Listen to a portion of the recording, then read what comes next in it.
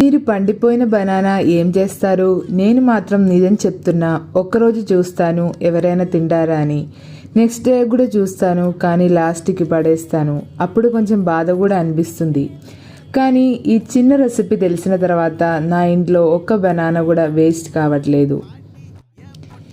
Especially పిల్లలకి evening snacks లాగా తయారు చేసుకోవచ్చు. హెల్తీ, టేస్టీ అండ్ జస్ట్ 5 మినిట్స్లో రెడీ అవుతుంది. ఇక్కడ నేను 2 ఎక్కువ కొంచెం పండిన బనానా తీసుకున్నాను. ఇంకా అందులోకి 1 కప్ వీట్ ఫ్లోర్ వేస్తున్నాను. అండ్ కొంచెం సాల్ట్, అలాగే కొంచెం జీలకర్ర అండ్ ఏలక్కాయ పొడి కూడా వేస్తున్నాను. మంచిగా హ్యాండ్తో మిక్స్ చేయండి, వాటర్ ఏం అవసరం లేదు. మిక్స్ చేసేటప్పుడు హ్యాండ్ కొంచెం వెట్టిగా ఉండేటట్టు చూసుకోండి.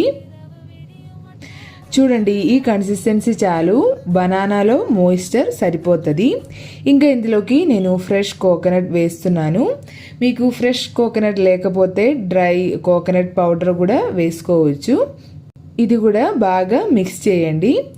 ఇంకా ఇందులోకి నేను కొంచెం జాగరి వేస్తున్నాను. ఇది స్వీట్ కోసం. బనానాలో ఆల్రెడీ స్వీట్ ఉంది, ఎక్కువ కావాలంటే కొంచెం జాగరి వేసుకోవచ్చు. పిల్లలకన్నీ ఇచ్చేటప్పుడు కొంచెం స్వీట్ ఎక్కువ కావాలనిపిస్తుంది, సో కొంచెం జాగరి వేస్తున్నాను. ఇప్పుడు ఒక దోశ తవ వేడి చేసుకోవాలి. తర్వాత కొంచెం కొంచెం పిండి తీసుకొని ఇలా స్ప్రెడ్ చేసుకోవాలి. మనం ముందుగా ఏం ఆయిల్ కానీ నెయ్యి కానీ వేయట్లేదు పాన్లో, సో హ్యాండ్ మంచిగా వెట్ చేసి ఇలా స్ప్రెడ్ చేసుకోవాలి. మధ్యలో మధ్యలో హ్యాండ్ వెట్ చేసుకొని ఇలా తిన్నుగా స్ప్రెడ్ చేసుకోవాలి. తర్వాత కొంచెం గీ కానీ ఆయిల్ కానీ వేసుకొని గోల్డెన్ బ్రౌన్ కలర్ అయ్యే వరకు కుక్ చేయండి. అంతే, సాఫ్ట్ బనానా ఆడ రెడీ అయింది.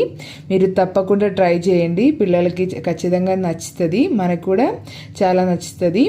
మీ ఒపీనియన్ కామెంట్ చేయండి. Thanks for watching.